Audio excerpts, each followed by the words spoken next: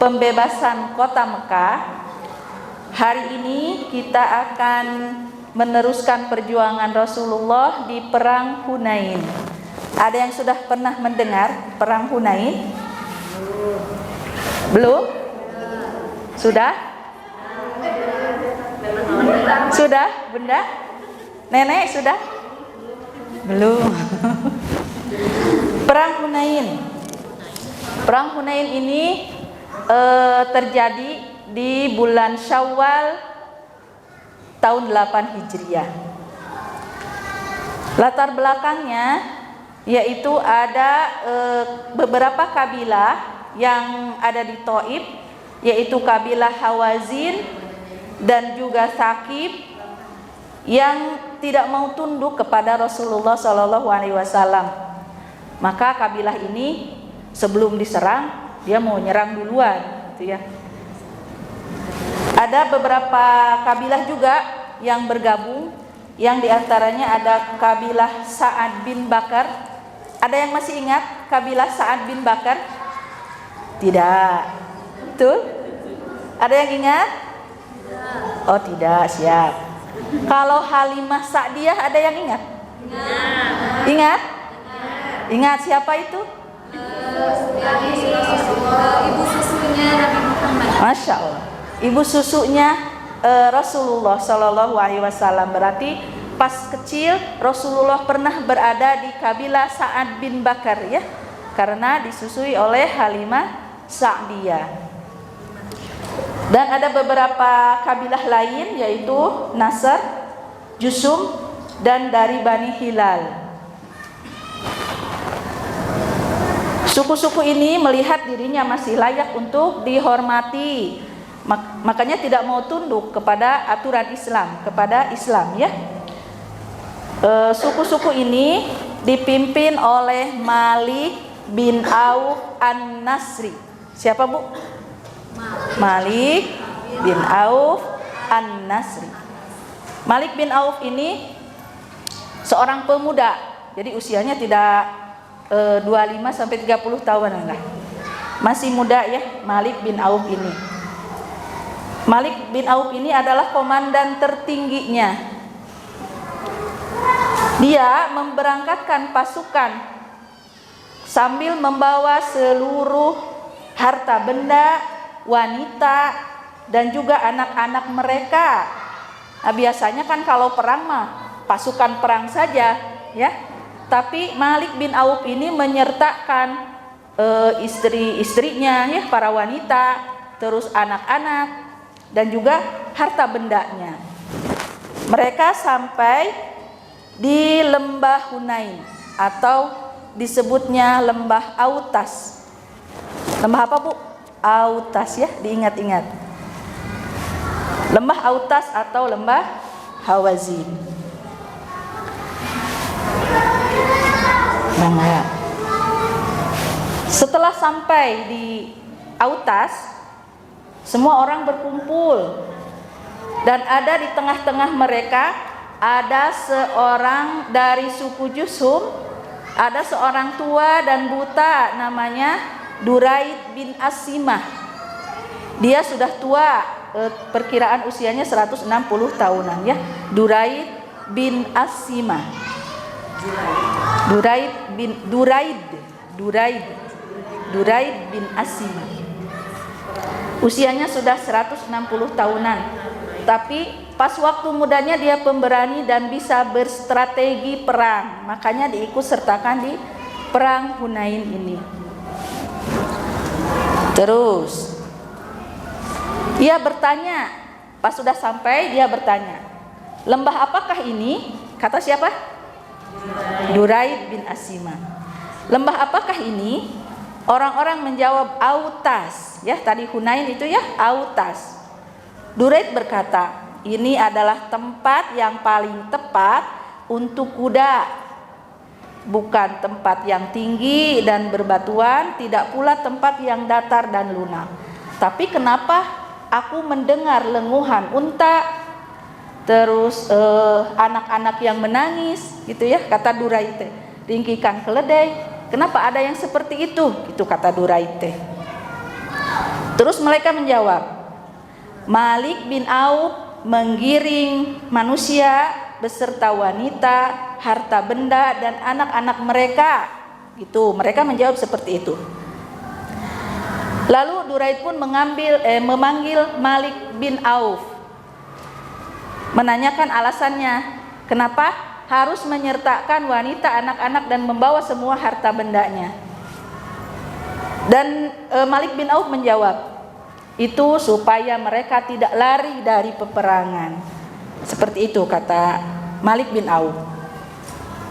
Dan Duraid berkata, demi Allah, ini sama dengan menggembala menggembala domba. Maaf. Ini sama dengan menggembala domba. Maksudnya tidak ada gunanya gitu. Kariweuh-riweuh, ayo ngabring-ngabring anak-anak ya gitu ya. Seperti itu. Jadi ini sama saja dengan menggembala domba. Apakah hal ini bisa menolong orang yang sudah kalah? Mereka tidak akan bisa menolong kalaupun kalah ya, karena anak-anak dan wanita itu kalah ngaheurinan we kitunya mungkin.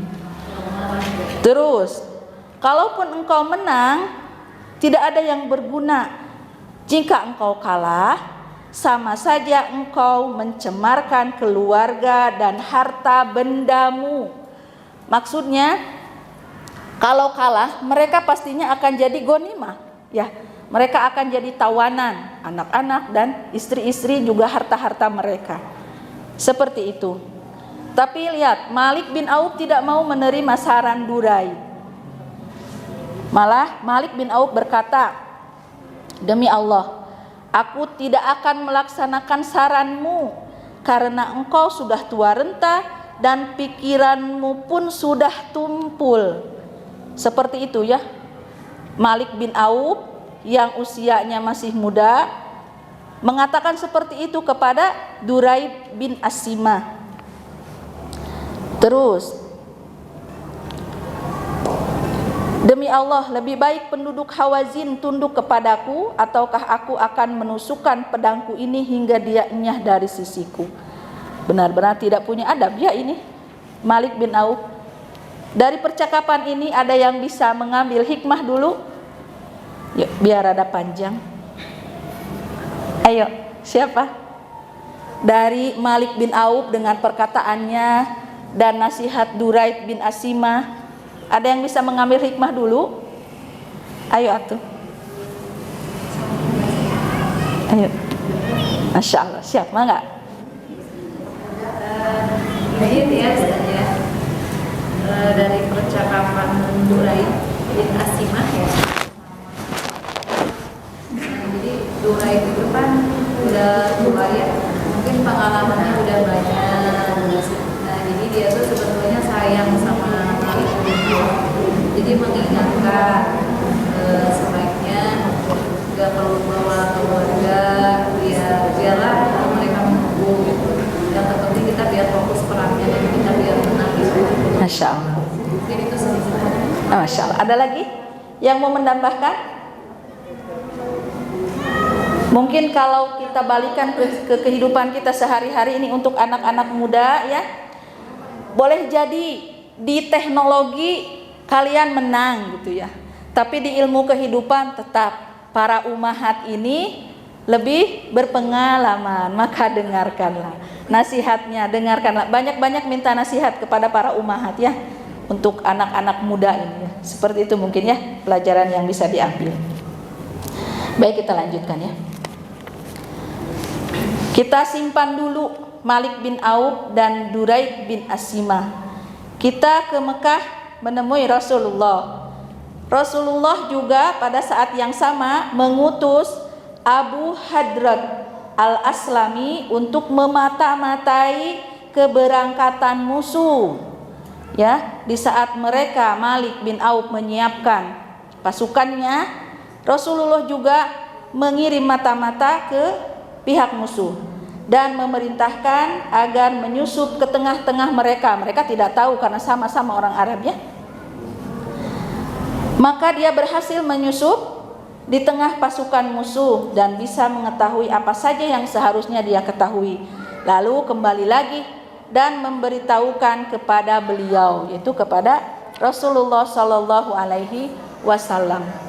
Dari paragraf ini kita bisa mengambil juga pelajaran bahwa ini artinya bahwa Nabi juga tidak tahu hal-hal yang gaib, ya. Untuk dapat informasi itu meskipun ada wahyu, tapi Rasulullah berikhtiar mengirimkan mata-mata ke pihak musuh. Maka apalah kita, ya, yang kadang-kadang banyak memejamkan mata. Oh, jodohnya 3 bulan lagi. Tidak, ya, naudzubillah min dzalik. Dan yang datang itu juga sama ini, ya, sama jahilnya, ya. Kan ada, ya, banyak, ya. Ini 3 bulan lagi. Ini Rasulullah saja mengajarkan kepada kita untuk berikhtiar, ya. Lanjut. Pada 6 Syawalnya di 8 Hijriah atau bertepatan dengan hari ke-19 semenjak beliau memasuki Mekah, Rasulullah Shallallahu Alaihi Wasallam meninggalkan Mekah, mau berangkat bersama 12.000 orang. Jadi pasukan Rasulullah dari Mekah 12.000 orang. 10.000 orang yang beliau berangkat, yang bersama beliau waktu Fathu Mekah, ya, waktu penaklukan Mekah, dan 2.000 lagi yang baru masuk Islam. 2.000 lagi yang baru masuk Islam. Karena banyaknya pasukan, beliau kekurangan senjata, maka beliau meminjam perlengkapannya kepada Safwan bin Umayyah. Ada yang masih ingat nama itu? Ayo. Safwan bin Umayyah. Ada beng-beng di kantin, ya? Ada, ya? Ada yang ingat? Safwan bin Umayyah. Tidak? Hah? Apa, Bunda? Safwan bin Umayyah. Berarti anaknya Umayyah bin Safwan bin Umayyah bin Khalaf. Umayyah bin Khalaf adalah yang meninggal di perang Badar. Ini anaknya, yaitu Safwan bin Umayyah. Safwan bin Umayyah ini salah satu yang harus dibunuh di Mekah. Alah, ini kemana, ya? Kemana hafalannya, ya? Safwan ini adalah yang harus dibunuh, salah satunya yang harus dibunuh di Mekah. Gini, ada 10, ya, ada yang 10 yang harus dibunuh di Mekah. Masih ingat? Ya, satu aja ini Safwan dulu, ya. Safwan adalah salah satunya. Tapi Safwan ini mendapatkan dimintakan perlindungan kepada Rasulullah oleh Umair bin Wahab. Jadi dikasih perlindungan gitu. Tapi Safwan ini baru masuk Islam. Ini memberikan kita juga pelajaran bahwa bolehnya bermuamalah dengan orang kafir, ya, orang non muslim. Jadi bolehnya bermuamalah dengan orang non muslim. Hati-hati jangan